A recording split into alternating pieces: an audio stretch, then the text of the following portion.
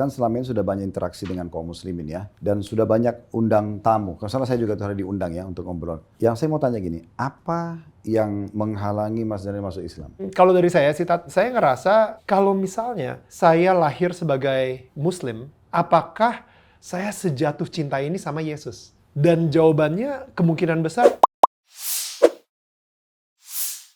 Sekitar 2 tahun atau 3 tahun lalu tuh, saya pernah ngundang sosok yang di sebelah saya ini. Ini isunya adalah katanya beliau hebohnya itu masuk Islam.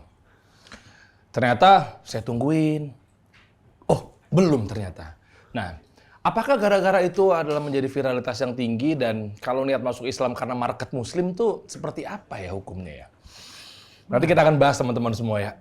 Ini emang agak tajam nih pembahasan kita kali ini nih. Memang sih 85% lebih di Indonesia, itu potensi cuannya luar biasa kalau bisa dieksploitasi. Wow. Bismillah, Assalamualaikum warahmatullahi wabarakatuh. Alhamdulillah, wassalatu wassalamu ala rasulillah mabad. Sebentar, saya agak salah fokus. Anda tidak jawab salam saya ya? Tim lu kan? Iya, tim gue, makanya. Udah. Gue juga langsung ngomong kan tadi, ya waalaikumsalam juga, gitu. Nggak ada salahnya kan kalau misalnya ngomong. Ya, silakan langsung. Dia tidak fokus, guys, dari. Saya tidak fokus, saya curiga nih, apa jangan-jangan diem-diem soalnya beliau juga hari ini kita syuting puasa juga. Saya nggak tahu tuh puasa apa ya. Dan kita hari ini hari Senin ya? Senin? Iya. Syutingnya Senin? Puasa Senin. Masya Allah. Welcome, brother. Terima kasih. Selamat datang di acara Takjil. Iya. Itu dulu aja, santai dulu aja. Biar teman-teman pastikan kira-kira seperti apa nanti jawabannya ya. Tema kita kali ini adalah kalau niat masuk Islam karena market muslim, ya ingin lebih kaya dan lain sebagainya, diterima sama masyarakat, itu bagaimana hukumnya? Sebenarnya ini bukan karena langsung difokuskan ke beliau, teman-teman semua. Jadi jangan langsung mikirnya, kok begitu sih menyurutkan, belum tentu, karena temanya tema global. Tentunya akan dibahas sama guru kita bersama di program Takjil kali ini, kasih solusi ex Gazo Academy, Ustadz Khalid Basalamah. Semoga Allah jaga beliau. Ustadz, gimana kabarnya Ustadz? Sehat? Alhamdulillah. Alhamdulillah. Ketemu lagi, berarti Ustadz udah pernah di podcast? Pernah, kita pernah podcast. Udah pernah juga ya? Iya. Pembahasannya setajam ini atau? Lebih tajam ini sih kayaknya. Ya, lebih tajam ini ya, Tat ya. Karena memang sebenarnya di sini kita selalu menyenggol kepada cuan. Karena kasus solusi itu kan nggak jauh-jauh bareng sama Gazo Academy seputar ya pengusaha, UMKM dan lain sebagainya. Betul. Makanya kita tajemin. Betul. Ada unsur-unsur gimana caranya nyari cuan, tapi kan segala cara banyak dilakuin sama teman-teman semua. Mungkin oknum yang akhirnya mengeksploitasi bahwa kayak kita masuk Islam aja ya, atau kita ngincer market muslim ya. Nah sebenarnya mungkin sah-sah aja kalau untuk dagang. Ya. Tapi nggak tahu untuk yang lainnya. Silakan Ustadz, kita buka program kita di episode kali ini, Ustadz. Barakallahu fiik. Alhamdulillah wassalatu wassalamu ala rasulillah. Hampir semua yang datang ke kantor atau ke masjid kami, kalau mau masuk Islam itu, biasanya saya tanya dulu, bisa ceritain nggak ke teman-teman kenapa masuk Islam? Ada memang yang masuk Islam itu, dia datang dengan calon pasangannya, karena mau menikah. Jadi begitu habis syahadat, ya udah dianggap udah bisa menikah sama-sama gitu kan. Baru sekitar 2 pekan atau ya sekitar 2 pekan yang lalu di Blok M itu, ada satu pemain bola asing, beliau berkulit hitam, dan itu nyatakan masuk Islam. Dan dia bilang, dia masuk Islam itu karena dia mau nikahin seorang wanita gitu. Nah ada juga orang yang datang memang karena faktor Indonesia mayoritas Muslim, sehingga dia merasa lebih safety dari semua sisi lah. Safety-nya itu misalnya karena dia akan berbaur dengan yang mayoritas, kemudian juga mungkin ada faktor ekonomi, otomatis mungkin orang lebih simpatik, yang mayoritasnya lebih simpatik dan segala macam hal. Ada juga orang memang karena murni faktor ekonomi. Kayak misalnya contoh, dia susah, dia minta dibantu. Nah di masa Nabi Muhammad SAW itu ada pernah orang begitu, dia minta dibantu, terus Nabi Muhammad SAW bantu sesuai dengan permintaan dia, bahkan dikasih lebih. Dia minta domba 1 ekor, Nabi kasih 1 lembah. Dia masuk Islam karena itu. Nah, jadi ada unsur-unsur ini. Tapi setelah mereka ceritakan, saya bilang, tahu nggak kenapa saya tanya sebelum syahadat? Karena syahadat itu 1 menit, kurang dari 1 menit. Cuma panduan dalam bahasa Arab, terjemahan selesai. Dia bilang, enggak Ustaz. Saya bilang, ya. Jadi saya perlu jelaskan Islam itu adalah panduan hidup. Agama kan. Agama kan panduan hidup. Jadi setelah syahadat itu, otomatis makannya, minumnya, pakaian, pergaulan, pendapatan, semua ini diatur oleh Islam. Ya, ada istilah dalam Islam itu halal dan haram, dibolehkan dan dilarang gitu oleh Allah. Sehingga dia udah harus tahu ini, dia jadi nikah atau tidak jadi nikah, dia terbaikin ekonominya atau tidak misalnya, atau dia aman dari sisi politik atau tidak, ya tetap aja ini panduan hidup dia. Oke. Nah, lebih ke situ dulu. Kalau dia sudah paham, alhamdulillah baru kita pandu syahadat gitu. Supaya dia nggak salah paham. Karena banyak orang setelah menikah, misalnya, terus dia kecewa dengan pasangannya, cerai, pindah agama. Ya, karena memang bagi dia, dia tadinya nikah karena itu, masuk Islam karena itu kan. Ya. Nah, kalau dia tetap dalam Islamnya, misal rumah tangganya tidak cocok, terjadi perceraian seperti umumnya umat Islam, mereka cerai ya mereka bisa nikah sama yang lain dong, bisa perbaikin rumah tangganya dengan yang lain. Belum tentu gagal dengan satu orang ini berarti gagal untuk semuanya. Nah, sama juga dengan faktor ekonominya, sama dengan faktor politiknya, semua sama. Nah, kurang lebih seperti itu. Oh, Masya Allah. Nah, kalau kita lihat bahwa kemarin kan sempat heboh, seorang VJ Daniel Ya. akhirnya mampir gua ke sini kedua kalinya ya. Ya. Dan terakhir kan gue bilang gitu kan, kayak dikasih solusi, kayak lu kan nanya sama gue, jadi sebenarnya lu ini atau enggak sih, lu Islam atau enggak sih gitu kan. Abis itu gue bilang, ya setelah yang satu ini. Iya. Ya, Lu belum jawab. gue belum jawab kan. Nah ini di sinilah. Wah, Di sinilah guys, ya kan. Ya. Tadi penasaran sih ngomongin soal syahadat gitu ya. Emang orang harus ngomong apa aja kalau syahadat? Lu pengen? Gua udah pencuplikan deh.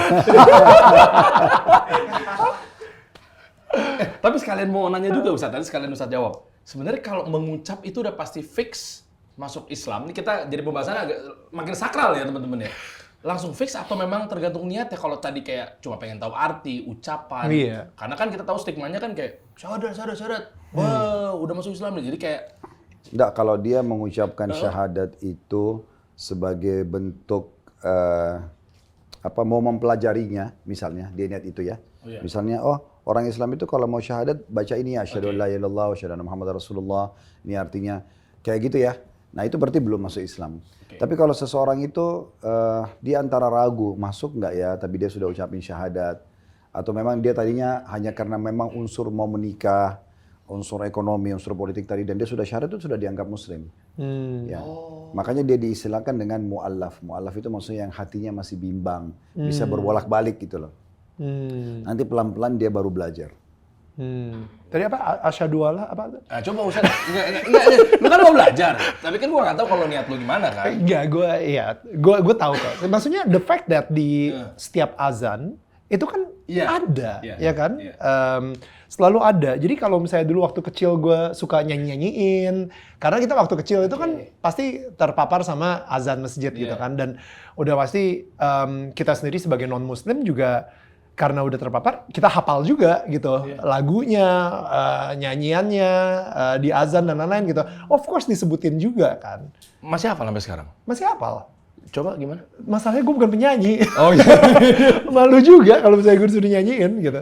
Tapi kalau misalnya lu pengen nanyain ke Ustadz terkait makna terdalam juga nggak apa-apa sih. Misalnya, Bisa. iya kan, tafsir apa segala macam. Kalau gua kan mungkin kan bukan kapasitasnya untuk ngejelasin gitu. Dari makna mengenai aku bersaksi dan lain sebagainya Betul. Itu kalau dari teman-teman juga sebenarnya nggak cuma VJ Daniel gitu ya, tapi saya punya teman-teman juga banyak yang nanya gitu Ustadz. Cuma kadang kan kalau kita yang jawab kan bukan kapasitasnya juga. Aduh gimana ya? Gitu. Sebenarnya kenapa sih kenapa harus bersaksi? Kenapa harus begini gitu? Banyak juga kemauan-kemauan teman-teman kita yang non-Islam seperti itu Ustadz. Itu seperti gimana tuh Ustadz? Enggak nanti Daniel mau nanyain juga sekalian. Ada sesuatu yang mau ditanyakan unek-unek atau? Oh.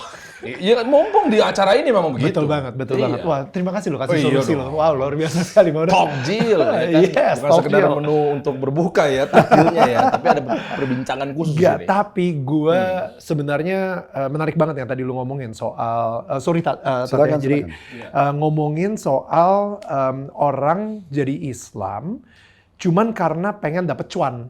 Yes. Itu gokil sih. Kenapa dia harus jadi Islam untuk dapet cuan? Maksud gue boleh nggak? Maksudnya ketika seorang Kalau orang bisa saja dapat cuan tanpa muslim gitu ya. seorang non-Muslim, tapi jualan Al-Quran.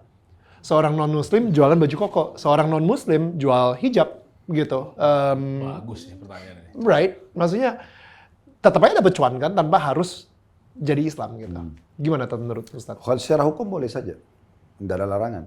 Sampai sekarang kan China itu termasuk negara yang paling banyak memproduksi produk muslim. Iya. Iya. Jadi hampir banyak sekali kopiah, baju muslim, Bahkan ada aplikasi Al-Quran itu kan dibuat di sana. Betul, dan istilah baju koko gitu kan juga gitu nggak sih? Dan umum sih, misalnya banyak sekarang fasilitas yang dipakai juga sama orang Islam kan yang sifatnya dari non-Muslim kan. Mungkin dari Yahudi, mungkin dari Nasrani, tapi itu umum saja. Kalau secara hukum sih dalam Islam tidak ada larangan. Yang penting tidak ada kesalahan. Oh, cuma yang jadi Jadi akhirnya jangan sampai menjadi... contoh misalnya memang dia membuat memproduksi Al-Quran, tapi ternyata memang dia ada niat tidak baik. Misalnya dia sengaja menghilangkan satu ayat, mengganti, gitu-gitu kan. Tapi kalau dia menjaga kesuciannya, kemudian kenapa tidak gitu? Cuma terhitung bahwa dari pendapatannya sah-sah aja. Cuma mungkin dari kepribadian atau seperti apa, Sat? Maksudnya bedanya antara seorang Muslim jualan Al-Quran sama seorang Nasrani jualan Al-Quran gitu loh, Sat? Enggak ada masalah. Kalau Muslim kan dia akan bernilai ibadah. Selain bisnis, itu ibadah bagi dia. Karena sudah mulai dicatat, dia mau nyebarluaskan kitab Allah gitu kan. Tapi kalau orang non-Muslim, dia cuma mau mendapatkan cuannya doang. Dia nggak dapat pahalanya karena memang belum ada hubungannya dengan syahadatnya gitu. Oh, jadi benar-benar pure dunia aja? Ya. Nggak ngefek ke orang yang membeli kan. Dia orang yang beli itu kayak nggak ada efeknya ke, misalnya saya beli dari orang yang Muslim atau saya beli dari orang yang non-Muslim, padahal sama-sama Al-Quran gitu misalnya. Nah, coba kalau untuk ke Daniel ya, penasarannya gue gini, waktu itu kan lu sempat kayak mencari tahu ya, apa sih pelajari Islam itu ya? Maksudnya kacamata lu tentang pengusaha Muslim, stigma-stigma itu gue penasaran sih sebenarnya sih, mumpung dibahas di sini nih. Maksudnya, apakah ada stigma-stigma? Tapi ini kayak ngomong aja, no offense. Misalnya kayak Islam itu fanatik. Ekstrim misalnya, itu stigma-stigma itu kan mungkin sering didengar di kami-kami ini kan, tapi gue nggak tahu kalau di gue sampai hari ini mungkin gue belum pernah ketemu sama Islam yang ekstremis dan fanatik dan yang kayak berbentuk teroris gitu.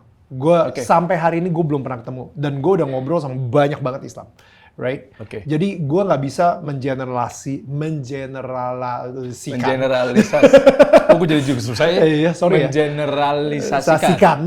Semuanya seperti itu gitu. Tapi yang sejauh ini semua teman-teman gue, lingkungan gue yang beragama Islam itu nggak tahu, mungkin kita satu frekuensi banget gitu, Tat. Jadi penuh dengan cinta, penuh dengan kita suka banget ngobrol dan bertukar pikiran juga dan bukannya gue jadi belajar, tapi lebih ke kita saling belajar. Tapi bukan saling belajar tentang agamanya, tapi saling belajar tentang Tuhannya. Kita sama-sama pengen menemukan perspektif baru dari Tuhan yang kita sembah gitu.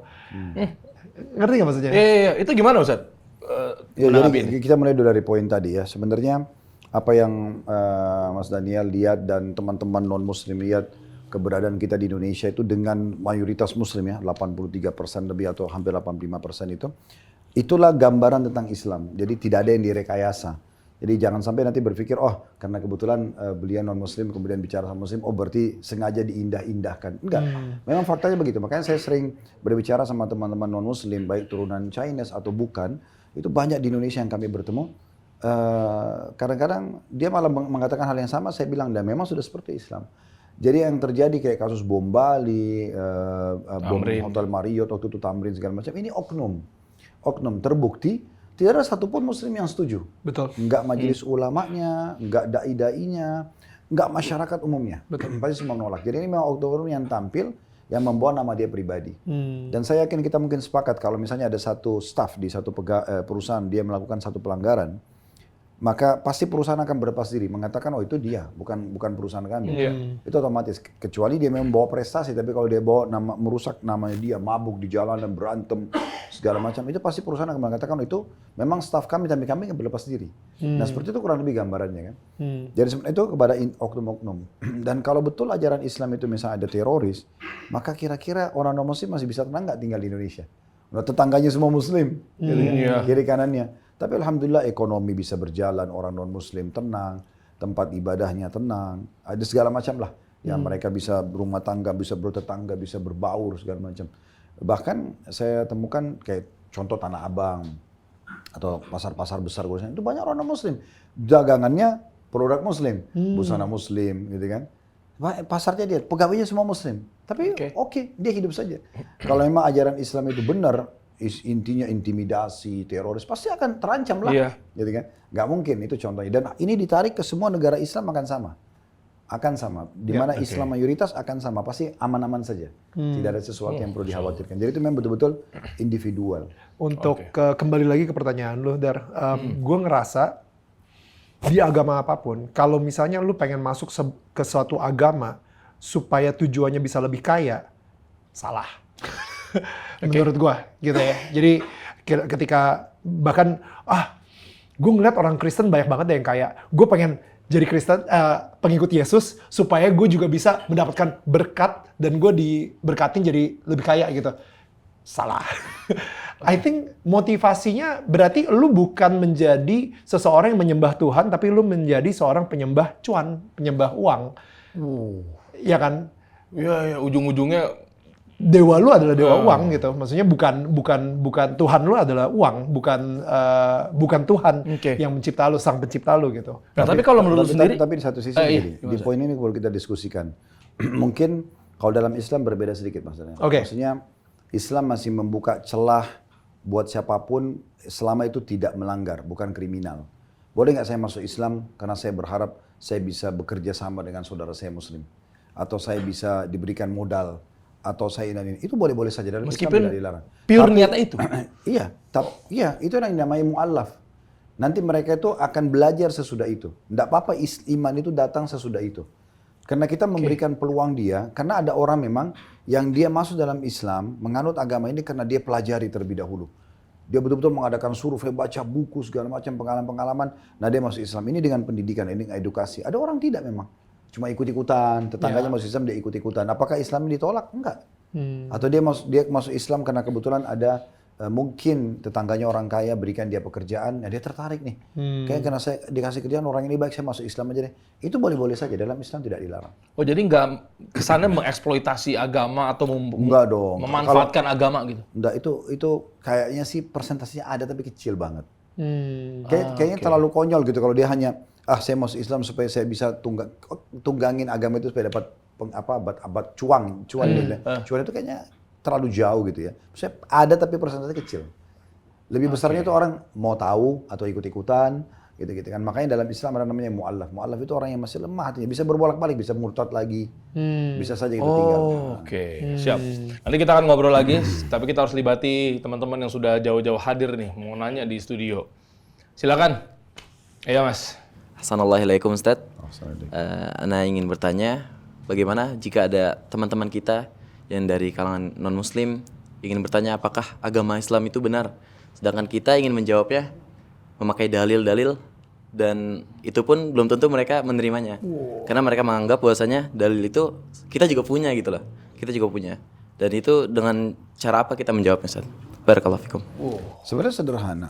Jadi selama kita ditanya kita jawab. Tidak usah terlalu jauh kita interpretasikan mengatakan apakah dia terima atau tidak. Apakah nanti saya perlu sampaikan dalil atau tidak. Enggak, kita jawab saja. Apakah Islam benar?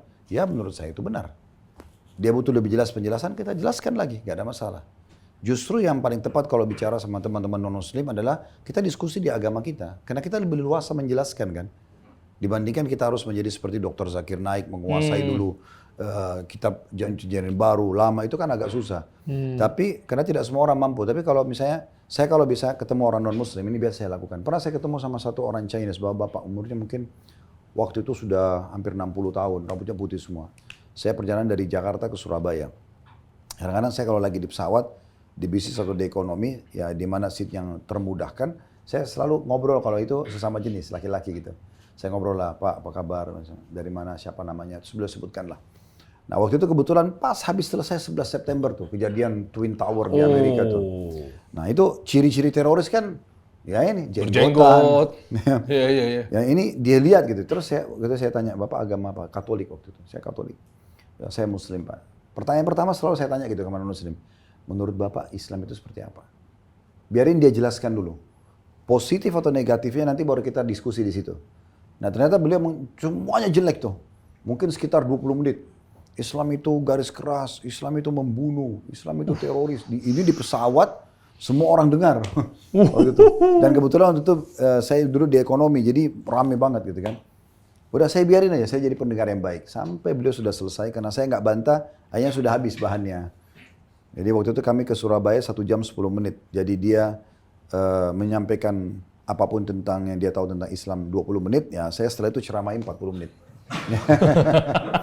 Ya, terus saya bilang sama beliau, Bapak sudah selesai? Udah, dia bilang. Baik, Pak, itu kan gambaran Bapak tentang agama kami.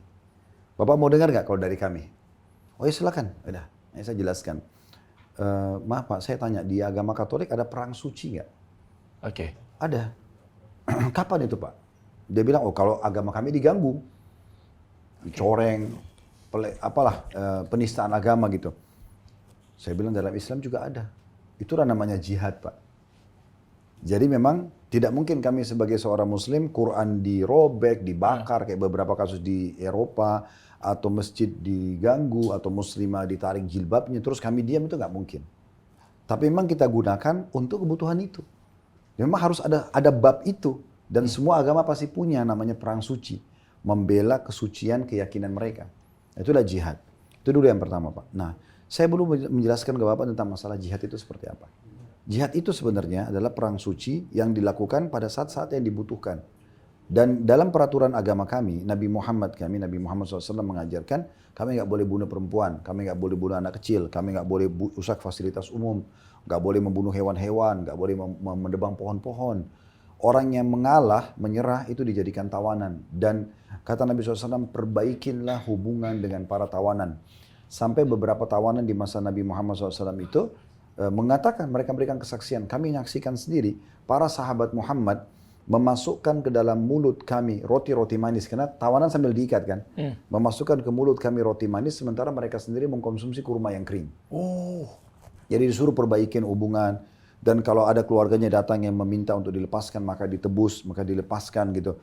Jadi saya jelaskan banyak-banyak lebar tentu, dia kaget gitu. Memang begitu dalam agama Islam, ya Pak. Islam pada saat masuk ke Turki, masuk ke Eropa, mana pernah ada satupun gereja yang dibakar? Mana pernah ada orang yang menyerah kemudian dibantai? Gak pernah ada dalam sejarah peperangan Islam itu pembantaian massal, itu gak ada. Merusak tempat ibadah non-muslim juga? Sampai sekarang di Turki, kan gitu, gak ada. Di Eropa sudah berapa wilayah Eropa tuh bagian selatannya Perancis itu waktu Islam masuk ke Spanyol, dan sampai sekarang di Spanyol masih banyak gereja tersisa. Gak ada sama sekali yang diganggu. Islam bangun masjid, iya. Ada gereja diubah jadi masjid, iya. Karena tempat ibadah jadi tempat ibadah aja. Kayak sekarang di Amerika, di Eropa, gereja yang sudah tidak ada jemaatnya ya sudah dijual propertinya. Karena sudah ada izin ibadah, dibeli oleh orang muslim, dijadikan tempat ibadah. Jadi tidak ada sesuatu yang perlu dikhawatirkan dengan jihad itu. Masalah kasus yang saya sebutkan itu ada bom Bali, ada kejadian di Amerika ini, itu oknum. Nggak bisa kita pukul rata. Kalau memang itu betul ajaran Islam, kira-kira apa Bapak akan merasa aman di Indonesia? Akan merasa aman di Malaysia, akan merasa aman di Brunei, atau negara-negara lain lah, terlalu banyak negara Islam gitu. Baru dia terdiam, dan banyak sekali yang saya sampaikan tentang masalah pemahaman Islam, dan seterusnya sampai 40 menit. Akhirnya beliau dengar betul, dan pesawat ini hampir satu pesawat sebenarnya dengar, karena suara pasti kedengaran di ekonomi kan. Iya, deket-deketan. Pas mau turun dia salaman sama saya, masih ingat. Terima kasih Pak, saya baru tahu tentang Islam itu. Terus dia bilang, saya juga punya Quran terjemahan di rumah, saya pelajari. Oh ya, baik, terima kasih. Udah, yang penting saya sudah luruskan tentang pemahamannya. Jadi kita bisa ajak mereka tanya tentang bagaimana pendapatnya tentang Islam. Lalu kita jelaskan yang kita mampu, yang kita tahu. Islam ini mengajarkan, agama ini mengajarkan kepada kita dakwah itu, penyampaian tentang Islam dan isi-isi syariatnya, itu adalah penyampaian, bukan penerimaan. Target dakwah adalah penyampaian. Sekarang saya sama Dery menyampaikan ke Mas Dal, kita cuma menyampaikan. Selebihnya adalah di tangan beliau, tidak ada paksaan. Allah kekalkan dalam Al-Quran, la ikraha fid din, tidak ada paksaan dalam agama. Nggak boleh, kalau Mas Dal nggak masuk Islam nanti kita perangi, nggak ada dalam Islam itu. Mau tetap bertahan silahkan. Ada satu masjid menarik di Turki. Waktu itu salah satu sultannya di daerah Bursa namanya, 2 jam dari Istanbul. Kami kalau ke sana itu biasa bawa jemaah ke situ. Ada satu masjid itu, sampai sekarang di tengah-tengah masjid itu ada tempat wudhu air besar. Tapi kafling tanahnya lumayan besar gitu. Kalau kita tanya sejarahnya, ternyata dijelaskan oleh orang-orang Turki. Ini dulu tanah ini dibeli oleh sultan di masa itu. Semua dibebasin. Tinggal ada satu di tengah-tengah masjid ini, satu nenek beragama Katolik. Dia nggak mau jual tanah itu. Karena mau dibangun masjid oleh sultan, dia nggak mau. Padahal orang Islam lagi berkuasa waktu itu. Sultannya mengatakan kepada para tokoh masyarakatnya, jangan dipaksakan. Biarkan nenek itu, biarin. Jadi masjid itu semua jadi masjid kecuali tengah-tengah. Ini kebunnya beliau. Kebunnya. Jadi orang kalau sholat itu di belakang, di samping, kiri kanan, gitu. Oke. Tengah-tengah. Nah, sampai akhirnya anaknya meninggal. Ibu nenek itu meninggal. Cucunya yang menjadi pewaris itu bilang, kita sudah nggak butuh tanah ini. Untuk apa? Nenek sudah meninggal, kita nggak butuh cocok tanam di situ segala macam. Udah kita jual aja. Dijual lah, ditawarkan kepada Sultan. Sultan beli, oke. Tapi Sultan bilang, diajak diskusi sama para ulama, kita apakan di tanah? Kita jadikan pelebaran masjid sekalian jadi saf atau tidak? Kata para ulama, jangan. Karena pemilik tanah ini, si nenek ini tidak tulus untuk masjid. Walaupun kita sudah beli. Sekarang jadikan apa? Udah kita jadikan tempat wudhu aja. Jadi sampai sekarang masjid itu di tengah-tengah itu, tanah nenek yang dulu, itu jadi tempat wudhu. Artinya sampai pada tingkat itu toleransi dalam Islam gitu. Bukan untuk dikhususkan untuk ibadahnya ibaratnya. Dan ini fakta sejarah. Ini bangunannya ada. Sudah ratusan tahun yang lalu gitu. Nah seperti itu kurang lebih gambaran. Jadi kita menyampaikan hidayah di tangan Allah. Tugas kita menyampaikan. Saya banyak sekali orang yang masuk Islam di tangan kita. Kalau tanya, kenapa masuk Islam? Oh saya kalau dengar azan saya merinding. Kita tiap hari dengar azan biasa aja kan gitu. Karena kita sudah ada dengan Islam. Ada yang masuk Islam karena baca Qul huwallahu ahad. Ada yang masuk Islam hanya karena terkagum lihat teman-temannya muslim. Kok baik-baik banget ini semuanya. Dermawan segala macam. Dia tertarik. Ada yang gitu. Jadi kadang-kadang masuk Islam ini dengan hal-hal cerita yang bagi kita sebagai seorang muslim. Apa sih gitu. Kan biasa ya. Nah begitulah Allah sentuhkan cahaya hidayah di hati seseorang. Masya Allah, barakallah. Ya, keren. Baik kan Islam? Ya kan cuma begitu doang. Iya. Tapi menarik ini Ustaz. Menanggapi beliau tadi yang bertanya, di luar dari kisah misalnya kebaikan Islam atau segala macamnya. Untuk menjawab ketika memang ada pertanyaan dalam artian, sebenarnya kenapa? Why? Karena berangkat dari why. Why agama lo yang paling benar menurut lo? Nah, konteks boleh tahu dari sisi akidahnya nggak Ustaz? Biar untuk memantapkan jawaban aja sih sebenarnya. Dalam keyakinan umat Islam, agama itu cuma satu yang Allah turunkan. Oke. Tidak pernah ada agama lain. Jadi Nabi Adam, Nabi Idris, Hud, Saleh, Shu'aib, Sulaiman, Daud, Musa, Isa, Ilyasa, semuanya ini Muslim. Jadi Nabi Muhammad SAW itu cuma melanjutkan estafet itu saja. Ini bukan agama baru. Makanya Allah katakan dalam Al-Quran dalam surah Al-Imran ayat 19, Inna dina indallahi Islam. Agama sisi Allah hanya Islam. Dan Nabi Muhammad SAW bilang begini, perumpamaan aku dengan nabi-nabi sebelumku adalah ibarat seperti bangunan yang sangat mewah. Orang-orang keliling dan memuji-muji bangunan tersebut. Kok bagus banget. Dan mereka menemukan ada satu tempat batu bata yang kosong. Mereka berkata, coba batu bata ini diletakkan, maka pasti sempurna bangunan ini. Kata Nabi Muhammad SAW, akulah satu batu bata itu. Dan Nabi Muhammad SAW ini cuma melengkapkan apa yang disampaikan oleh Nabi-Nabi dan sebelumnya. Kalau ada seorang Muslim mengatakan Isa bukan Nabi, dia kafir. Dia mengatakan Musa bukan Nabi, kafir. Kalau dia mengatakan Injil tidak pernah turun dari Allah, dia kafir. Cuma metodenya begini. Kalau kita tanya sekarang teman-teman Nasrani, bagaimana pendapat kalian tentang orang Yahudi? Jawaban mereka Yahudi kafir. Kenapa? Karena mereka memberhentikan keyakinan nabinya ke Musa. Mereka nggak lanjutkan ke Nabi Isa. Kenapa nggak lanjutkan estafetnya? Kalau kau tidak lanjutkan berarti kau tidak murni beriman kepada Allah sepenuhnya. Karena nabi yang kamu tolak. Kan gitu. Jadi orang-orang Nasrani akan mengatakan Yahudi itu kafir. Kenapa mereka berhenti sampai situ? Tapi orang Nasrani yakin Musa adalah nabi. Yakin Taurat itu turun. Tapi mereka punya keyakinan lain, Taurat secara hukum sudah dihapus dengan Injil. Turun buku baru, kitab baru yang menghapus syariat sebelumnya. Maka yang berlaku di masa Nabi Isa adalah kitab Injil. Taurat tetap diyakini pernah turun, tapi nggak lagi berlaku syariatnya. Peraturan-peraturannya sekarang sudah ada kitab baru. Nah itulah yang dilakukan oleh umat Islam sekarang. Karena kita melanjutkan estafet keimanan setelah Nabi Isa dan Nabi Muhammad, maka kita mengatakan yang tidak melanjutkan estafet dikatakan kafir. Kafir kan lawannya beriman. Jangan dianggap negatif di situ ya. Karena orang beriman kafir, lawannya begitu. Kan sakit sehat. Laki-laki perempuan ini pasangannya kan gitu. Jadi bukan mencela itu sebenarnya. Bukan, memang itu sama dengan orang. Masa kalau orang lapar kita katakan kamu lapar itu menjelekkan? Tidak. Oke. Ya. Memang kalau dia belum beriman dikatakan kafir. Orang beriman namanya beriman. Itulah memang rival kata itu. Nah, jadi kita ini mengatakan setelah Nabi Isa, Nabi Musa alaihissalam itu harus dilanjutkan ke Nabi Muhammad. Dan tetap kita imani semua nabi-nabi ini. Dan setelah Taurat dan Injil ada Al-Quran yang menyempurnakannya. Inilah yang diterapkan sekarang. Tapi tetap diyakini pernah turun Taurat, pernah turun Injil. Nah seperti itu. Oke. Makanya Nabi Muhammad SAW bilang begini dalam sebuah hadis, siapa yang mengucapkan asyhadu an la ilaha illallah, aku bersaksi tidak Tuhan yang berhak disembah kecuali Allah, wa anna Isa Rasulullah, dan Isa adalah utusan Allah, wa ruhun min, dan ruh yang ditiupkan dari sisinya, wa anna Muhammadar Rasulullah, dan Muhammad adalah utusan Allah, wa anna jannatal haq, dan surga itu benar, wa anna nara haq, neraka itu benar, adkhalahul jannata ala amal alladhi amala fi, atau kama qala Nabi SAW. Maka dia akan masuk surga sesuai dengan kadar amalnya dia. Ada satu dosen, saya katakan bukan dosen, sebenarnya lebih tepatnya guru sih ya, namanya Syekh Muhammad Jamil Zainu. Beliau ini ulama besar menurut saya, tinggal di kota Mekah. Mungkin saya ketemu beliau terakhir itu 20 tahun yang lalu. Jadi beliau satu-satunya penulis buku yang saya temukan ya selama saya hidup ini.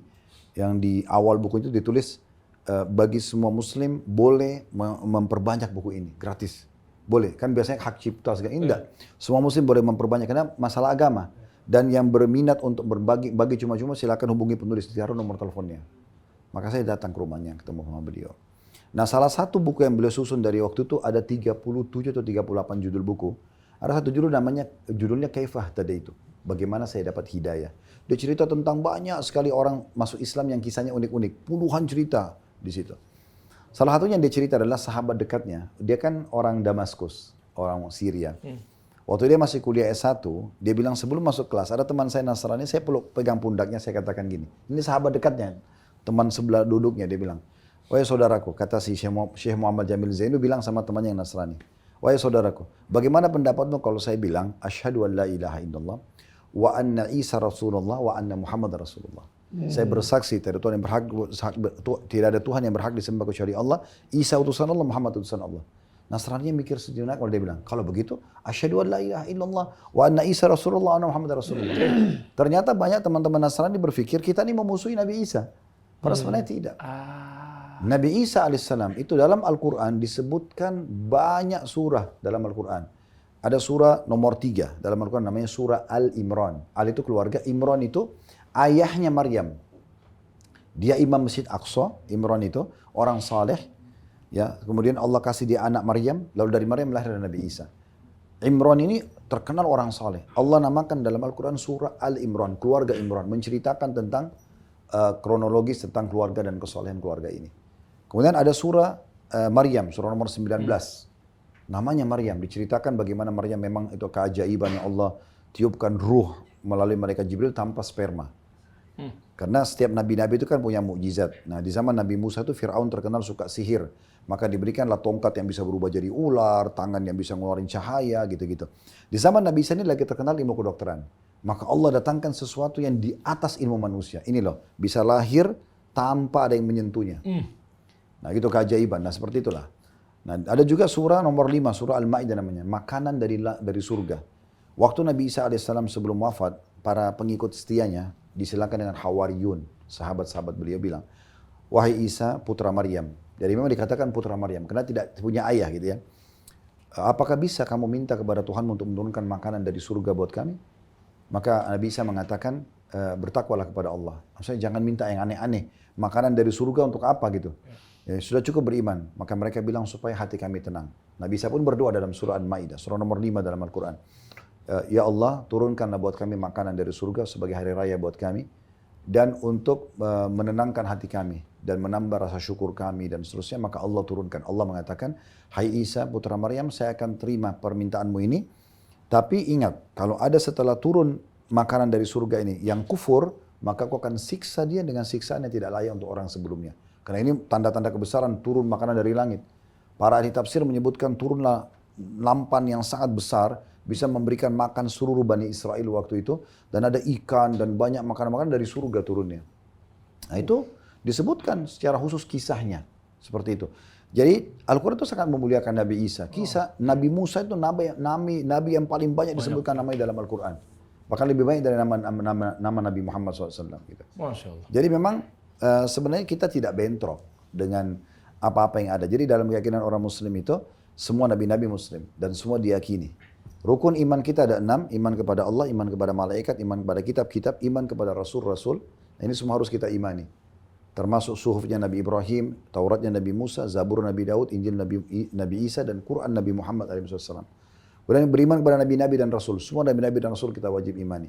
Tidak boleh kita beda-bedain. La nufarriku baina ahadin min rusul. Kami tidak beda-bedakan. Iman kepada hari kiamat baru tadi baik tadi buruk. Nah, jadi memang kita ini sebagai seorang muslim bukan menganut agama baru. Ini agama sudah dari dulu. Cuma satu agama ini. Turun-temurun dari Nabi Adam sampai Nabi Muhammad. Masya Allah, barakallahu fikum. Tapi kalau untuk lu sendiri, Masih ada waktu ya? masih ada dikit lagi. Saya penasaran. Tadi kan ngomongin tentang Nabi Isa. Oh iya. Lu sendiri menganggap Nabi Isa itu Kenapa? siapa? Kalau gua kan beliau Nabi Isa alaihissalam. Kan ada yang Kalau juga, sorry, iya, nggak salah denger kan? nama lengkapnya Nabi Isa kalau di Quran apa ya? Isa anak Maryam. Oke, bukan Isa Al-Masih. Al-Masih itu bukan disebutkan dalam Al-Quran. Oke. Oke. Al-Masih itu ada. Al-Masih itu ada maknanya. Bahasa Arab dia. Oke. Al-Masih itu dalam bahasa Arab. Masih itu artinya terhapus atau menghapus. Jadi ada dua makhluk Allah yang berdapat julukan Al-Masih. Isa, putra Maryam, dan Dajjal, Al-Masih. Yang akan keluar nanti membuat kerusakan, yang matanya cuma satu. Nah itu karena kalau Dajjal, mata kanannya kan rusak, terhapus. Kalau Nabi Isa, waktu diutus, terhapuskan kekufuran dengannya. Oke. Ya, Tapi tapi kalau versi- namanya Isa putra Maryam. Oke.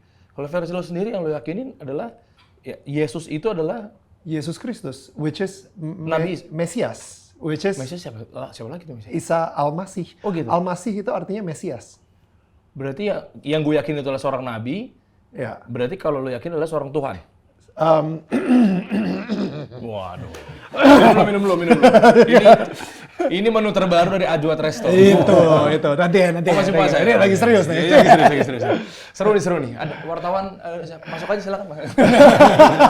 Langsung ya. Gimana? Yang lo yakin aja. Nggak apa-apa, it's okay. Wah, panjang juga, bro. Kalau misalnya gue mau ngomong nih sekarang nih. Karena gini, emang gak tau ya, gue ini mungkin kayak tadi ya, Ustadz bilang soal orang Kristen mempercayakan kalau misalnya Taurat itu sudah tidak berlaku lagi. Tapi gue adalah orang yang masih memperlakukan Taurat berlaku gitu. Kenapa? Karena Yesus bilang bahwa aku di sini bukan untuk I don't wanna abolish it. Saya bukan ingin menghancurkan kitab Taurat gitu. Tapi aku ingin melengkapi kitab Taurat. Jadi I feel misalnya kayak gini ya, banyak orang Kristen yang mungkin ngerasa it's okay kok makan babi. Kita kan udah di perjanjian baru kayak gitu. Tapi gue nggak makan babi. Gue sebisa mungkin gak makan babi, oke? Jadi kayak, I know, muka-muka kayak gini di peluit gitu, kayak babi di mana-mana gitu kan. Jadi gue sebisa mungkin gak makan babi gitu. Mungkin bisa dibilang kosher malahan. Jadi udang gue gak makan, sebisa mungkin gak makan oyster, kepiting, belut, dan lain-lain gitu. Karena Kenapa? larangan dari kitabnya itu ada. Dari Taurat, betul, dari perjanjian lama. Gitu kan. Nah, kitab yang lu pakai buat ibadah adalah Injil itu. Kitab, bentar, untuk ibadah tuh artinya apa ya? Ya misalkan kalau gua kan baca Quran apa segala macam ya. Oh, gue sih, Lu berpedoman pada apa? gue berpedoman pada Alkitab, which is perjanjian lama dan perjanjian baru. Alkitab tuh, sorry gua nggak paham. Jadi, Misalnya it's okay. Injil itu. Jadi bukan, Injil itu mungkin perjanjian baru. Alkitab itu Taurat dan Injil. Taurat Betul, dan Injil ya? Oke, betul. oke. Jadi dari kitab Kejadian, jadi 5 buku pertama, Oke. si kitab Kejadian, Keluaran, Ulangan, apalagi tuh, Leviticus, Imamat, apalagi sih, Numbers, wah gue... Nggak ada yang bisa jawab juga. Iya, juga gitu ya. Bukan. Soalnya, nanti kalau begitu kepanjangan beliau menjelaskan. Ya, makanya Gini, sebentar. Ya, langsung aja, Ustaz. Enggak, maksudnya gini. Kan selama ini sudah banyak interaksi dengan kaum muslimin ya. Juga lahir di Indonesia, hidup di Indonesia lah dengan kaum muslimin. Dan sudah banyak undang tamu. Kalau salah saya juga tadi diundang ya untuk ngobrol. Yang saya mau tanya gini, apa yang menghalangi Mas Daniel masuk Islam? Apa yang jadi penghalangnya? Lebih berat kan pertanyaannya. Loh bukan, apa yang membuat masih Ini selama ini bagus. ragu? Iya benar bagus. Apa ini? Lupakan pertanyaan saya ya, ini Bukan. lebih berbobot. Loh, ini Saya suka ini pertanyaan ini Ustaz. bukan, ini Iya, bukan iya. untuk mengajak beliau langsung masuk Islam, tidak. Kan gini, saya kadang-kadang kalau misalnya saya ajak Mas Daniel, ayo investasi yuk. Ya. Kita bicara bisnis dulu ya. Oke. Ini loh proyeknya, saya jelasin semuanya udah lengkap. Ya. Dan sudah sangat menjanjikan, sudah sukses lah dan segala macam. Terus saya bilang, Mas Daniel masih mikir nih, kok sebulan belum ada beritanya, kenapa? Saya kan bisa tanya, Mas Daniel, apa yang menghalangi untuk investasi? Ya. Nah itu loh, mirip Follow seperti up, itu. iya. Mesti ada masalah apa, walaupun nanti Mas Daniel bilang, kayaknya saya belum tertarik. Nggak apa-apa, tapi saya kan jadi tenang, tahu jawabannya apa. Dan Mas Daniel juga misal, contoh kalau ada yang mengganjal nih, kayaknya saya masih ragu dengan bangunannya deh. Saya masih ragu dengan transportasinya deh. Nah saya kan bisa perbaikin itu. Contoh. Ya. Jawab nih langsung Oh aja. iya. Oke. Apa kita bikin part 2 aja bagaimana? Kayaknya gitu. Gua langsung 2 episode ya. Gimana? Kalau saya ngerasa ya, Tat, mungkin bener, oke. Ngeliat dari banyak banget teman-teman Islam yang, indah banget. Cara mereka, actually, oke. Yang paling pertama, menurut saya, ini bisa diedit ya, karena gue mikir banyak. Ini natural begini. Oh gini, gitu. Iyalah. Karena kan meyakinkan lu kan butuh proses, bro. Ya. Enggak kok, ini enggak, Pak Daniel enggak perlu pergi. Enggak, nyantai. Katanya Pak Daniel perlu pergi. Enggak usah. Tim gue brief dari manajer lu. Iya, enggak apa-apa. Oh, enggak apa-apa nih. Enggak apa-apa. Kita manajernya cancel aja event. Oke. So, kalau dari saya sih, Tat, saya ngerasa pengalaman hidup saya sempat tanya, kalau misalnya saya lahir sebagai Muslim, apakah saya sejatuh cinta ini sama Yesus? Kayak gitu. Dan jawabannya kemungkinan besar, iya, tetap saya jatuh cinta sama Yesus. Karena pengalaman-pengalaman hidup saya, bagaimana ajaran-ajaran Yesus di dalam hidup saya, itu benar-benar bikin saya jatuh cinta banget sama sosok Yesus Kristus ini gitu. Dan apa ya, kayak cinta yang kita dapatkan sepertinya itu cinta yang dia benar-benar bilang kalau misalnya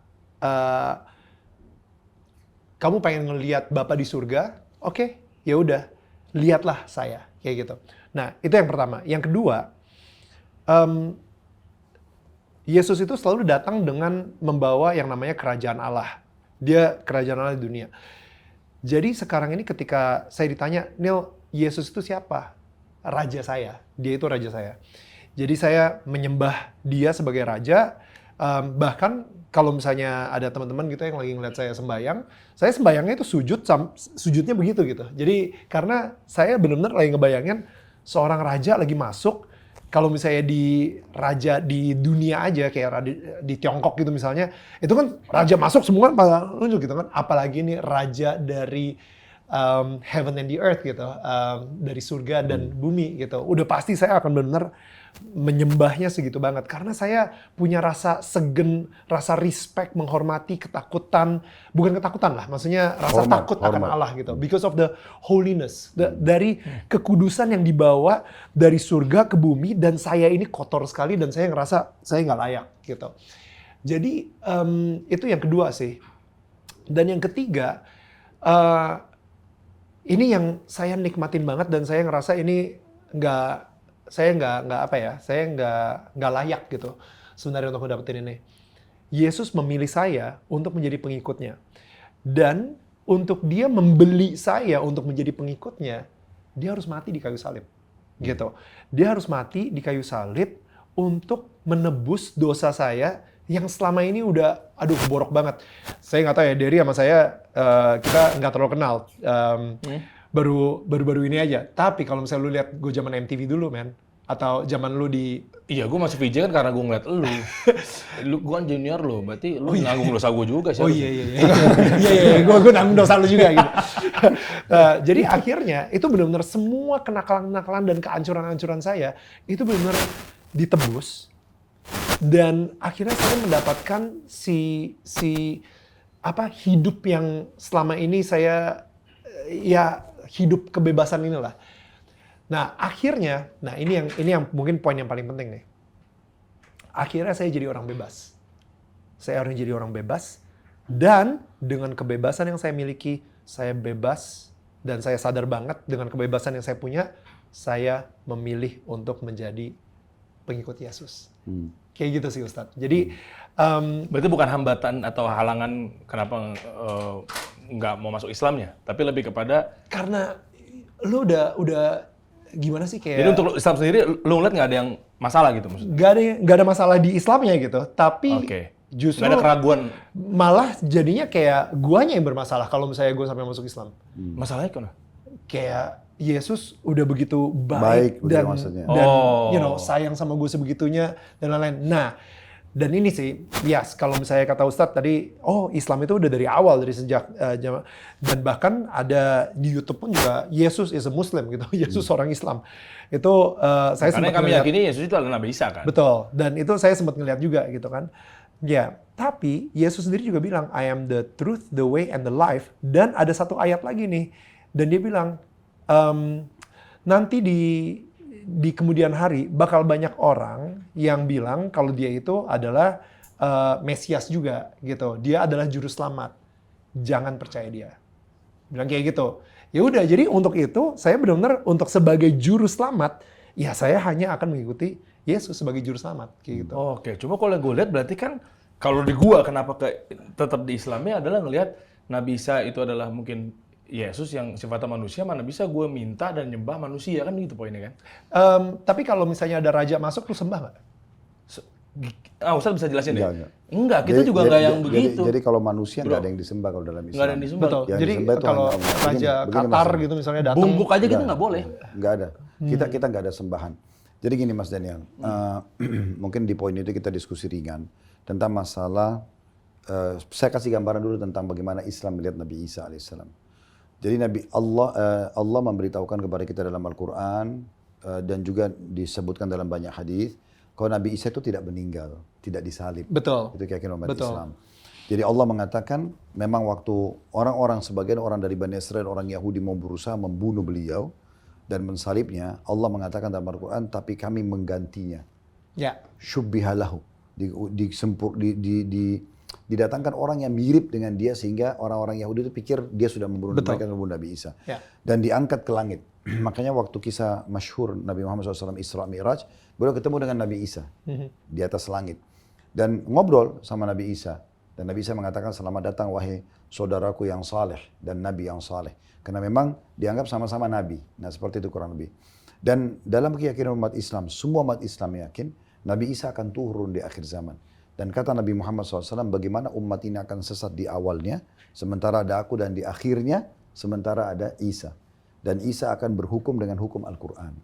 Nah itu diyakini oleh umat Islam. Sehingga kita sama sekali dalam Islam itu tidak ada memungkiri Nabi Isa itu sebagai juru selamat, Nabi Isa itu akan membawa ke surga, itu nggak ada pemungkiran masalah itu. Cuma memang di masalahnya tipis saja tadi, masalah estafet. Apakah teman-teman Nasrani masih mau melanjutkan estafet keimanannya ke Nabi Muhammad atau tidak? Dengan tetap memuliakan Nabi Isa sebagai juru selamat. Dan dalam umat Islam diyakini itu tanda-tanda hari kiamat akan turun Nabi Isa.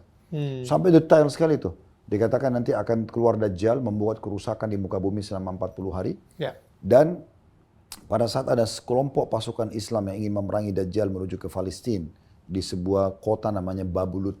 Kebetulan kemarin saya juga ke Palestina, saya lewatin kota itu. Nah, disebutin namanya dalam hadis Nabi. Maka nanti pasukan ini akan sholat di Masjid Menara Putih di Damaskus. Dan sekarang masjid itu ada. Nah, dikenal dengan Masjid Jami' Damaskus gitu. Nah, nanti di saat itu pada saat mereka mau sholat, Nabi Isa akan turun sambil memegang sayap malaikat. Kemudian sholat bersama kaum muslimin. Lalu menuju ke Palestina, Babulut, dan membunuh Dajjal. Waktu Dajjal melihatnya, Dajjal akan meleleh seperti melelehnya lilin. Dan Nabi Isa mengatakan, sungguh engkau memiliki dariku satu pukulan yang akan membunuhmu. Maka Nabi Isa pun membunuhnya. Matilah pada saat itu. Nabi Isa mengatur muka bumi ini dengan keadilan dan berhukum dengan hukum Al-Quran. Itu keyakinan umat Islam ya. Setelah itu akan keluar dua suku besar namanya Ya'juj dan Ma'juj. Mereka akan buat kerusakan di muka bumi dan Nabi Isa pun tidak bisa melawannya bersama dengan pengikutnya. Maka mereka menuju ke Gunung Tur. Nah, mereka bersembunyi di sana sambil Nabi Isa berdoa terus sama Allah agar suku ini dibinasakan. Karena suku ini mereka dari turunan anak Adam tapi mereka beringas sekali.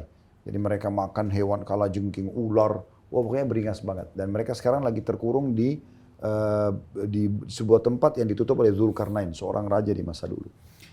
Yang memang beriman kepada Allah dan dia menutupnya dengan besi yang dipanaskan. Nah seperti itu kurang lebih gambarannya. Intinya Nabi Isa alaihissalam nanti akan berdoa dan Allah datangkan penyakit, wabah yang akan membuat dari leher semua Ya'juj Ma'juj dua suku ini akan meninggal seketika.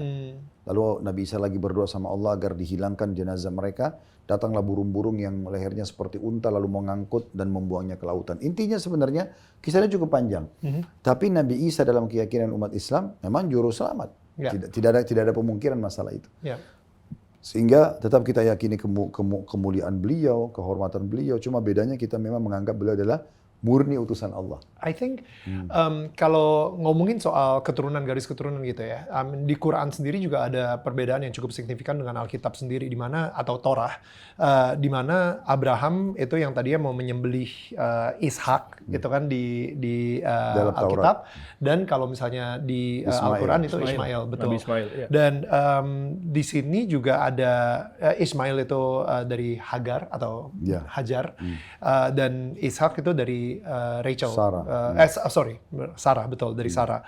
Nah, tapi yang saya lihat di situ bahwa ketika Tuhan ngomong sama Abraham, dia bilang, I will bless you. I will bless. Aku akan memberkati orang yang memberkati engkau, dan aku akan mengutuk orang yang mengutuk engkau. Oke. Nah, dan itu berlaku sampai aku akan memberkati orang yang memberkati keturunanmu juga. Intinya seperti itu. Dan keturunan Abraham itu ada dua, Ismail sama Ishak. Dan menurut saya, ya kalau misalnya Ishak itu arahnya lebih ke Yahudi, kaum Yahudi, dan Ismail itu lebih ke Arab Saudi dan Islam sekarang ini. Dan saya ngerasa, I think dari awal pun juga Tuhan sudah sangat tahu banget kalau misalnya ini akan menjadi dua yang agama yang cukup besar gitu, Nasrani dan juga Islam. Dan tugas saya di sini sebenarnya adalah untuk selalu mengucapkan berkat dan tidak mengutuk siapapun, tidak mengutuk dari Ismail, tidak mengutuk dari Ishak atau kaum Yahudi. Jadi kenapa? Karena saya yakin banget berkat Tuhan akan terus turun ketika kita memberkati apa yang Tuhan sudah bilang dengan janjinya dia gitu. Aku akan memberkati semua keturunanmu dan aku akan memberkati orang yang memberkati engkau. Sehingga saya ngerasa kenapa saya suka ngobrol sama umat Muslim dan Kristen, Katolik dan semuanya gitu. Bahkan ada yang Rabbi Yakub Baruch juga saya ajak juga untuk ngobrol. Itu karena saya di sini pengen ngasih lihat aja, let's bless each other rather than cursing each other. Jangan kita mulai mengutuk satu sama yang lain. Oh, itu dasar agama ini tuh, lihat tuh kayak gitu. Itu kan lu udah mulai mengutuk. Gitu. Tugas kita sebagai orang yang beragama adalah saling memberikan berkat buat satu sama yang lain. Gitu. Walaupun kita berbeda. Dan di situ menurut saya indahnya Indonesia gitu, karena kita bisa mempunyai kesempatan untuk memberikan berkat terus kepada satu sama yang lain sih menurut saya, Ustadz. Kayak gitu sih. So kalau misalnya ditanya, ada lagi yang nanya gitu ya, Neil, nggak lupa lagi gue pengen ngomong. Agak main pengen ngotot. Gue tahu bukan lupa, ada pasti disimpan sesuatu ya. Kagak, beneran skip. Gue lupa. Gue tadi pengen ngomong sesuatu, gila itu poinnya bagus banget tuh. Lupa. Ya udah jadi ya. Gimana Ustadz? Menanggapi ini seru dipanjangin kayaknya lama-lama nih ya. Asik sekali nih sampai. Iya, kita nggak ngomongin bisnis sama sekali, bro. Beda ini.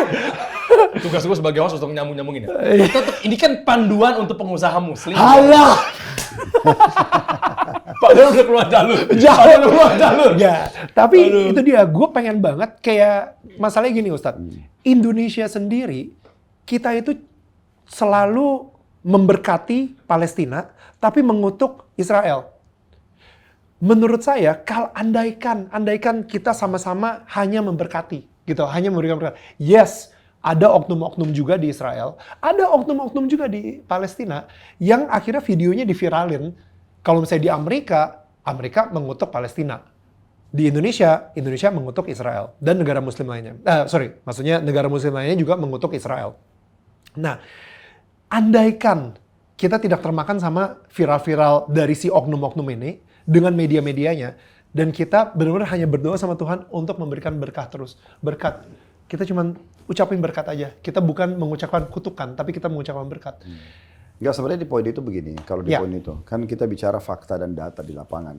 Kalau di poin itu memang selama ini waktu, ya kita masih ada foto-fotonya lah di masa orang-orang Yahudi pindah dari Eropa tahun 1940-an gitu kan, mereka masuk ke Palestina dan disambut baik oleh masyarakat Palestina, dan masih banyak foto-foto di buku-buku Islam itu bagaimana orang-orang Yahudi bebas masuk di Palestina, mereka buka usaha dan segala macam.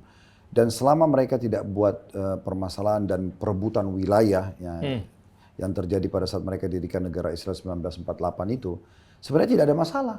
Dan itu pengakuan orang-orang Yahudi pun di sana. Kami dulu di bawah pemerintahan Islam pun kami aman-aman saja, kami nggak pernah terganggu. Jadi sebenarnya yang buat sekarang permasalahan bukan kita tidak mau berkatin atau doain. Permasalahannya mereka kayak kasus di Gaza. Kita mau cari dari sisi makna nih kira-kira. Dan kita mau mengatakan juga itu oknum terlalu banyak gitu. Ya. Terlalu banyak karena yang berdiri demo di Amerika yang mendukung Palestina itu kan jari. Ya. Ya sementara yang lainnya malah lebih banyak, sehingga ya orang-orang Yahudi yang melahirkan poin-poin seperti ini kan. Kenapa Islam tidak pernah ganggu sesama? Seperti kita di Indonesia hidup, silakan dengan tempat ibadahnya, silakan dengan pakaiannya. Kita, ya itu agama sendiri. Dalam Islam itu ada namanya surah Al-Kafirun. Allah mengatakan, lakum dinukum waliya din. Kalian punya agama, kami punya agama. Silakan. Agama itu masing-masing jalan. Jadi itu juga dicontohkan oleh Nabi Muhammad SAW waktu pertama masuk ke kota Madinah tahun 1 Hijriah. Di situ ada 3 suku Yahudi, Kainuka, Nadir, dan Quraidah. Beliau membunuh kesepakatan namanya mu'ahadah, sama-sama jadi warga negara Madinah waktu itu, sama-sama bela Madinah, agama tidak saling mengganggu, sampai sekarang masih ada naskahnya. Jadi memang umat Islam itu tidak pernah mau melaknat orang pertama atau memerangi orang pertama, itu tidak akan terjadi. Tapi karena yang mereka lakukan sekarang, dan sampai sekarang mereka buat seperti ini saja, mana negara Islam yang menyerang Israel? Bukan tidak kuat loh ya. Kalau kita mau bicara masalah kekuatan, harusnya umat Islam punya kekuatan dong dari seluruh dunia. Gitu kan? Tapi kenapa umat Islam masih berpikir, ayo berhentilah dari kejahatan kalian. Kurang baik apa kalau dibicara kan? Sebenarnya, jadi memang kasusnya masalah kita berkati, kita dengan tadi misalnya ada oknum. Masalahnya di Israel ini terlalu banyak. Oh jadi udah numpang bikin onar apa gimana sih? Iya begitu memang orang-orang Yahudi itu. Makanya dalam Al-Quran itu digambarkan. Memang orang yang paling berat permusuhan terhadap orang-orang beriman itu adalah orang-orang Yahudi dan orang musyrik. Dan dikatakan oleh Allah dalam Al-Quran, dan orang yang paling dekat kasih sayangnya dengan orang-orang beriman adalah orang-orang Nasara. Orang Nasrani. Oke. Orang Nasara gitu. Dan itu Allah mengatakan, karena di sana ada pendeta-pendeta mereka yang masih menasihati mereka. Kalau orang Yahudi tidak. Memang ada protokol Yahudi, buku mereka itu dari kecil dicokokin. Selain Yahudi itu budakmu, selain Yahudi itu bisa kamu ini dan itu. Itu di Taurat? Bukan, namanya protokol Yahudi. Oh jadi beda sekali sama beda dari Alkitab. Torah ya? Taurat itu udah banyak revisinya. Ada lahir Talmud, ada lahir protokol Yahud, ada banyak buku-buku mereka. Nah sekarang yang Yahudi zaman sekarang ini berpegang pada protokol Yahud namanya. Itu memang mereka protokolnya disusun sama mereka itu. Jadi orang Yahudi itu memang merasa diri mereka lebih dari orang lain. Di Palestina itu bukan cuma orang Muslim yang mereka anggap, orang Nasrani. Kalau Nasrani lewat, coba lihat di YouTube tuh banyak sekali mereka ludahin, mereka salahin. Betul. Itu mereka, karena mereka anggap itu semua nggak ada nilainya. Tapi kecerdasan di atas rata-rata itu benar, Sir? Orang-orang Yahudi yang katanya kecerdasan Nobel ya. Iya. Enggak sih, semuanya juga orang cerdas sebenarnya. Cuma kan siapa yang memegang media sekarang? Oh. Iya. Kalau kita mau sejarah umat Islam, sejarah Nasrani, banyak sekali orang-orang pintar. Iya kan? Banyak sekali. Di masa kejayaan dulu sebelum Nabi Muhammad pun diutus, bagaimana kerajaan Bizantium Romawi menguasai dunia dengan teknologi, dengan pengetahuannya, dengan peradabannya dan militernya segala macam. Setelah umat Islam datang, bagaimana juga peradaban dan ilmuwan atau ilmu itu berkembang pesat. Jadi itu salah satu propaganda yang disebarluaskan. Oh, orang cerdas itu Yahudi, orang itu. Jadi memang mereka harus selalu begitu. Sekarang kita jadi takut ya. Jadi orang memang selalu begitu. Makanya film-film pun yang dibuat itu, kalau orang Yahudi buat itu, pasti aktornya pasti dari mereka dan pasti harus diidolakan di dunia. Baru terbit satu film, terbit semua bonekanya, terbit semua bajunya, terbit semua segala macam. Nah ini tokonya, walaupun itu tokoh fiktif ya, Spiderman ya, Batman, fiktif, tapi tetap harus menjadi tokoh. Nah gitu. Waduh, ini emang efek tersebarnya file Epstein tuh memang jadi obrolan kita. Oh enggak ya, enggak ke situ. Arahnya ke situ ya. Saya pikir gara-gara itu jadi kita pretel satu persatu. Mau bahas file abstensi? Boleh deh. Ya, ini lagi seru. Kayaknya lebih viral. Gimana VJ Daniel, sudah puas Anda mendapat ini? Iya, of course. Enggak, sebenarnya tujuannya sih supaya mungkin masyarakat juga jadi tahu. Kan selama ini, Mas Daniel ini selalu panggil orang Islam, apa sih? Nah, kita kan jadi tahu, oh ternyata memang rasa cinta yang dalam dengan Yesus, dengan agama Nasrani, itulah yang membuat menghalangi selama ini gitu. Dan itu orang saling menghormati, itu mulia. Saya lebih untuk mengkoreksi sedikit ya, Ustadz ya. Saya tidak mencintai agama Nasraninya. Wah, itu di klip sih pecah. Sebentar. Pecah, udah di klip, udah kelar. Setelah yang satu ini nggak bisa ya, kalau itu nggak bisa ya. Sebentar. Ini gue tambahin lagi nih. Pecah. Nggak, jadi beneran tadi lo bilang lu benci sama Nasrani? Wah, Gue nanya. Kacau. Wah, ya udah. Nggak, kalau lu ngapa? Nggak, bahkan gue memastikan kalau salah. Lu nggak cinta. Bukan. Lawannya cinta apa? Benci. Makanya gue coba klarifikasi. Karena tadi kan Ustadz bilangnya, ngerti lah cinta sama Yesus Ya, sama cinta jawab, sama agama Nasrani. Oke, itu lo jawab. Gue bilang enggak, gue pengen meluruskan aja, ini bukan lebih ke gue mencintai agama Nasraninya. Berarti benci. Bukan, Oh, bukan. lebih kepada cintanya kepada Nabi Isa. Ya nanya doang Ustadz. Oh, berarti... Emang harus gitu, podcast harus gitu. Makanya viewersnya banyak gitu. Makanya engagement bagus. Temanya balik ke gue ntar. Oh, berarti lu ngejar viewers dari gitu. Iya, Temanya jadi muncul gitu. Oke, lanjut. Gitu. Jadi salah lagi. Bukan benci, ya pokoknya gue lebih fokus sama mencintai Yesusnya, gitu kan, Yesus Kristusnya. Dan of course setelah tadi itu ya, setelah gue merasa dosa gue yang lama dihapuskan semuanya. Taunya dari mana? Itu sih penasaran gue. Dosa-dosa lu dihapus itu dari mana? Nggak, gue nanya doang. Karena kan I'm just tertulis. Exactly, karena tertulis di Alkitab kan. Gitu. Jadi makanya please bentar. Iya, oke. Sorry. Jadi di sini kita bukan debat kan di sini. Iya. Jadi gini ya temanya ya. Iya, saya baru tahu ya. Kayak gitu ya. Bulan Ramadan ya. Bulan damai. Ampun.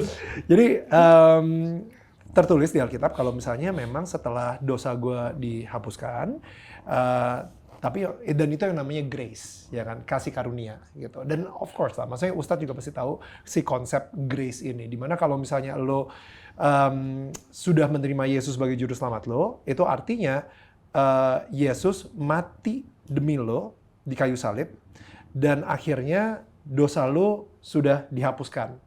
Dia akhirnya bangkit ke surga, dan dia memberikan ke kita Roh Kudusnya. Mungkin ini di ujung kali ya, ini kalau nggak bisa habis bro. Sampai Ramadan 2 tahun lagi nih kayaknya, ini panjang banget deh. Mungkin ditutup sama Ustadz. Maksudnya Silakan, Tad. menyikapi hal demikian seperti apa Ustadz? Apakah memang bukan istidraj ya, apa ya istilahnya? Saya kurang paham lah, silakan Ustadz. Kan langsung kejawab gitu loh Ustadz. Kalau kita kan mikirnya begitu kan. Tapi sorry banget ya, gue jawab sebelum Ustadz jawab. Sebelum nanti ditutup sama beliau langsung. Saya juga penasaran banget jawabannya Ustadz. Tapi I think pada esensinya, kenapa gue bisa jatuh cinta banget sama Yesus? Karena gue merasa cinta yang begitu luar biasa dari Yesus. I think itu sih. Oke, kalau lu harusnya cinta Yesus kan harusnya lu milihnya Islam ya. Oh menarik tuh. Iya, karena teman-teman gua yang masuk Islam itu karena cinta Yesus. Kenapa lu pilih Islam? Karena gue cinta Yesus.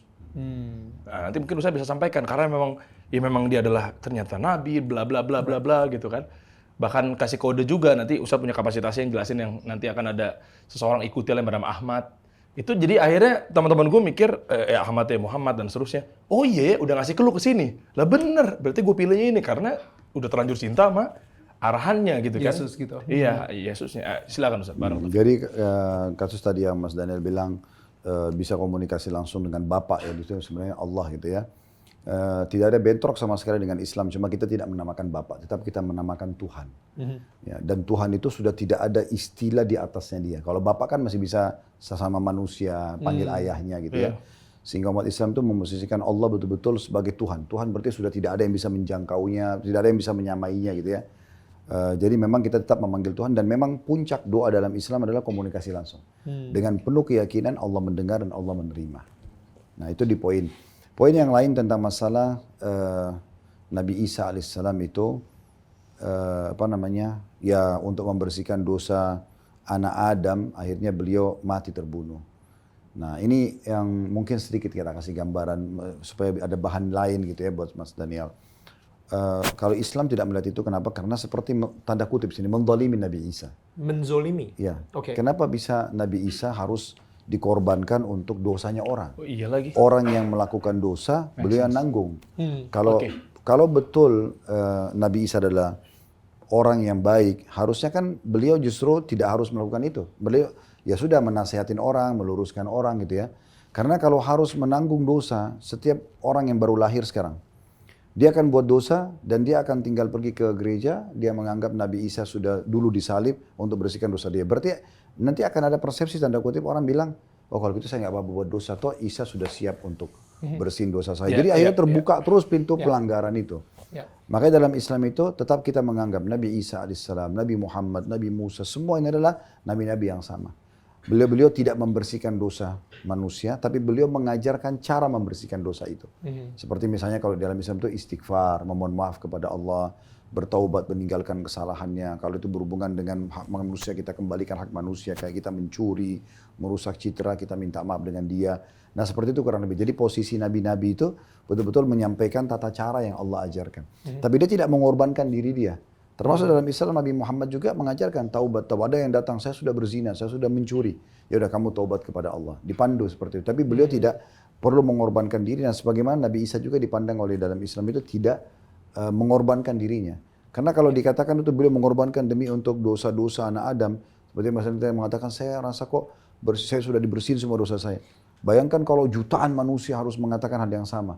Berapa banyak dosa tersebut dan bagaimana Nabi Isa terbebani dengan dosa-dosa ini. Sementara beliau tidak melakukannya. Orang yang baru lahir pun nanti pasti akan lahir buat dosa, sama kembali Nabi Isa juga. Jadi kayak seakan-akan beliau ini tanda kutip kalau dalam pandangan ulama-ulama kami ini kok kenapa kayak dizalimi ya beliau. Terus sebenarnya beliau ini orang baik, orang suci kan gitu. Dalam Al-Quran itu surah Maryam digambarkan betapa sucinya beliau gitu kan.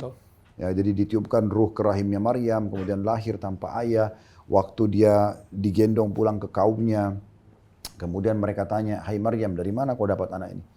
Ayahmu bukan orang jahat, ibumu bukan seorang pelacur. Maka ditunjuklah Nabi Isa dan Nabi Isa bicara di buayan. Menjelaskan saya adalah hamba Allah, saya diberikan Alkitab. Dijelaskan semua saya dijadikan sebagai utusan Allah, saya diperintahkan untuk sholat dan zakat. Dan saya dijadikan keberkahan di setiap dimanapun saya ada, di hari saya lahir, di hari saya meninggal. Itu Al-Quran semua menjelaskan dan itu diyakini semua orang umat Islam. Jadi sebenarnya umat Islam itu sangat memuliakan, sangat mencintai Nabi Isa, tapi tidak mengatakan beliau justru berkorban karena Utusan Allah. Saya boleh nambahin lagi nih. Utusan Allah. Ini kita nggak closing. Oh iya. Tapi nggak apa-apa. Tapi gue tambahin lagi nih, karena ini menarik banget bro. Oke. Karena Ramadan tahun ini sama Paskah itu beririsan tuh. Jadi Emang tanggal berapa? Paskah. Ramadan apa lebarannya nih? Enggak sih. Actually Ramadan sama Prapaskah. Let me. Mulai puasanya? Iya, mulai puasa Prapaskah gitu kan. Okay. Jadi sama Ramadan sendiri tuh mirip-mirip lah waktunya kayak gitu. Jadi ada beberapa teman-teman kita yang dari Katolik lagi Prapaskah dan saudara kita di umat Muslim pun juga lagi berpuasa. Esensi Paskah ini sih, mungkin kalau misalnya kita tarik mundur balik ke Torah lagi ya, Ustadz ya.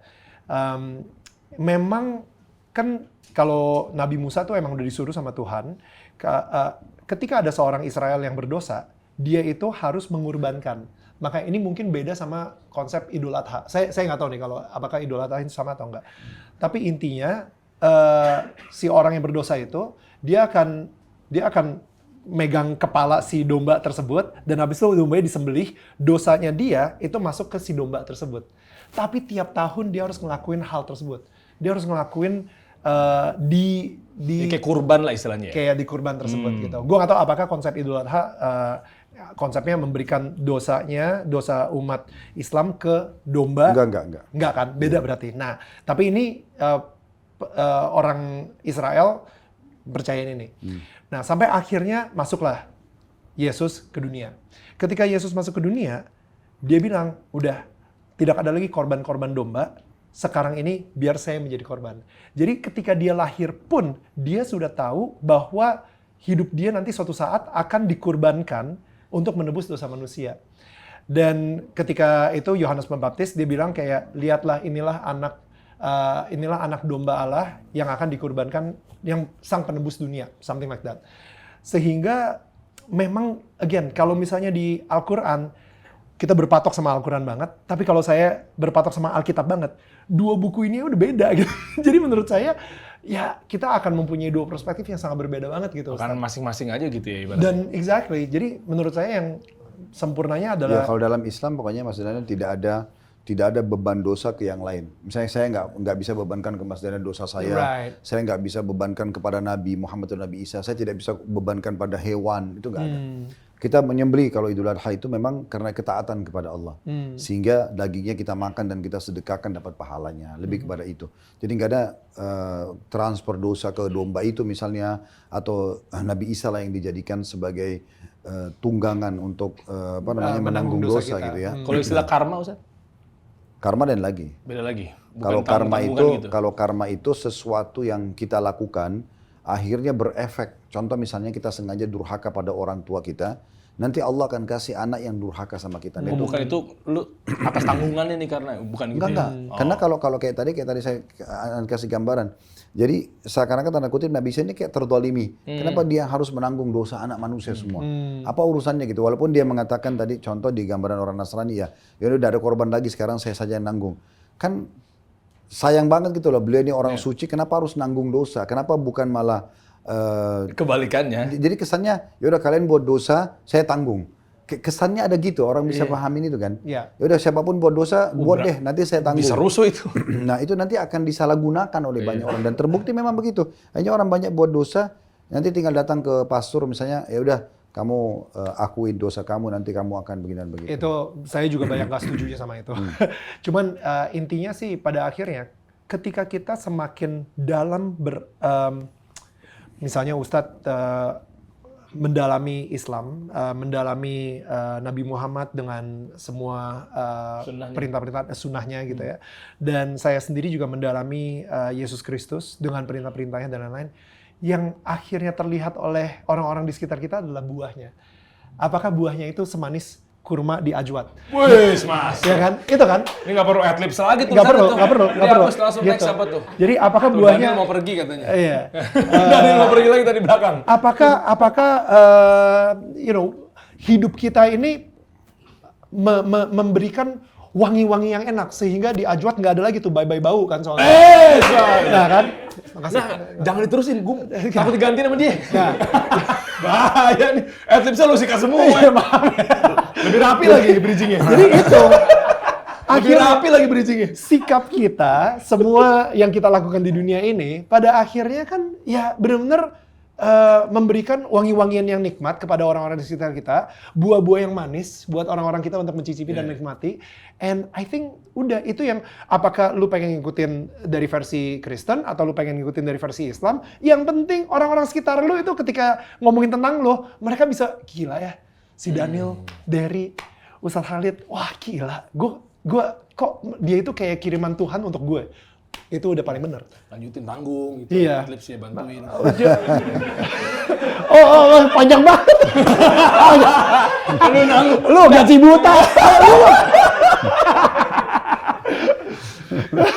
Tuh cita rasanya tuh menjamin Iya, semua iya, orang iya. dagingnya bebas amis, Ajwat, sini iya, kan makanya. tuh nggak perengus dan nggak bawa kandang, sekalian aja udah nanggung udah masuk, tutup lagi panjang lagi, terus tanggung deh, ayo coba seniorku meskipun aja. Kameranya lo. Ajwat Resto itu adalah restoran Timur Tengah yang dikenal dengan kampanye Bye Bye Bau. Stigmanya karena kalau makan kambing yang di tempat yang pada umumnya misalnya gitu, stigma ya. Ya itu adalah pasti kan perengus bau, jadi kita kayak takutnya nggak betah, nggak nyaman. Tapi di sini, insya Allah sudah tidak ada lagi tuh bau-bau seperti itu. Jadi menjamin semua olahan dagingnya bebas amis dan lain sebagainya. Detailnya kayak tadi tuh misalnya di samping udah ini campuran ini menu terbaru, mungkin saya belum bisa bilang ya. Ini nanti lah akan ada, tungguin aja. Dan bahkan ada selain makanan, paket akikah juga ada. Ya bisa makan di tempat dan lain sebagainya, take away juga dan lain sebagainya. Nah ini Ajwat juga punya Ajwat Express, layanan antar yang gratis ongkir maksimal 5 km dari Ajwat Resto. Jadi kalau masih terjangkau langsung dikirimin. Mantap. Untuk informasi lebih lanjut bisa aja hubungin WhatsApp-nya di 08 111 330 1010 atau ada call center-nya. Tuh, emang resto-resto yang dari luar doang yang pakai call center. Ajo Resto ada dong 15 00 151. Tuh, udah beralih ke sini aja ya. Ustadz mau ditutup nggak, Ustadz? Takutnya nanggung-nanggung Enggak, ada syubhat atau segala tadi itu macam. jangan bilang nanti saya beritakan, itu memang ada. Ini menunya kan keluar Oh, di ini udah Ramadan. keluar. Udah keluar. Ya, ini jahe madu susu. Tapi Jahe, dingin. madu. Tapi dingin. Tapi dingin. Iya. Awalnya saya, ini udah yang pesanan kedua nih. Es jahe susu gitu. Es jahe susu. Tadinya saya sempat kayak, masa iya sih jahe kan harusnya panas. Tapi nyatanya di sini ternyata dingin juga bisa. Jadi udah ada di online. Udah ada. Sir. Ya ini Ramadan, insya Allah. Khusus Ramadan. Jadi pas banget teman-teman semua untuk berbuka puasanya dengan suguhan yang menu terbaru dari Ajo Resto. Ini es jahe susu madu. Maksudnya bisa minum kapan? 20 menit lagi, sorry ya. Bisa, sekarang nggak apa-apa. Oh, sekarang. Ya kan belum tentu keterima juga. Kalau di agama gue, bener dong bro. Maksud gue, Iya. lu puasa kan Iya, belum tentu keterima di iya, agama gue. iya, Kalau di iyalah. agama lu kan mungkin masuk. Iya. Iya kan, jadi Tapi kayak, gue nggak ngelakuin ini untuk dapat pahala juga kok. ya gas lah. Iya. Gue nggak tahu nih tayangan nih, banyak yang jadi jurangnya nih, bahaya nih tayangan nih. Ini teman-teman menu terbaru aman, gue makan minum es jus apa namanya? Jahe susu madu. Bahaya nih, Iya. bismillah. Jasumat. Ya, jasumat. Iya, jasumat. Top. Dapetin di Ajo Resto ya, nggak ada di rumahnya Daniel ya, soalnya adanya ada di sini. Detailnya ada di bawah teman-teman semua. Ustadz mau tutup, Ustadz. Tidak ada syubhat dipastikan di ujung tadi obrolan ya. Tidak, Ustadz, ya? cukup, insya Allah. Cukup ya. Gue mau apresiasi buat senior saya yang satu ini. Aduh, Saya gila. nggak tahu ini bakal dipakai apa enggak. Apa tuh? Buat ibadah kan di rumah bisa santai, pakai ini juga bisa. Sarung. Widih. Super platinum tuh. Thank you loh. Iya, mau coba dulu apa? Boleh. Ya, langsung kita coba nggak apa-apa. Tuh, gitu dong. Nggak apa-apa dong kalau dicoba Dari doang mana kan. ini? Dari mana? Saya bantu. Sarung kucubung nih. Oh, ini. Siapa punya? Lu punya? Atau sponsor? Enggak. Ada Oh, sponsor, ada oke. support di sini. Gila, luar Baik kan? Lu lihat tuh, agama gue tuh mau orang non-muslim juga tetap dikasih sarung, bro. Kapan-kapan lu datang ke tempat gue kasih salib kali ya. Mana ngajar saya? Bilangnya saya full sampai tahun depan ya. Bahaya banget. Lu mau curang, ini lambang negara nih kan bukan nih. Lambang agama maksud gue. Curang dia. Pakai lambang-lambang begitu. Cobain dulu. Nah, Ya. lu mau coba apa mau taruh juga? Gak apa-apa. Wah, thank you lah. Jadi, iya. gila. Dah, nih, Enggak, biar sponsor lo senang. Gue tahu Makanya dikasih tahu. seberapa susahnya kita ya mencari sponsor di Betul podcast, banget, ya kan? Bang, Ini betul, gua support nih, tuh kan. Ya tuh ya, keren. Iya, Keren. gitu. Oh enggak, biar lebih viral lagi, sambil salaman kita. Iya. Ya kan tinggal, iya, udah itu Sarung dari kecubung, thumbnail, udah dapet thumbnail. ya. Udah masuk-masuk kan ya, langsung naik ke check and recheck ya. Iya.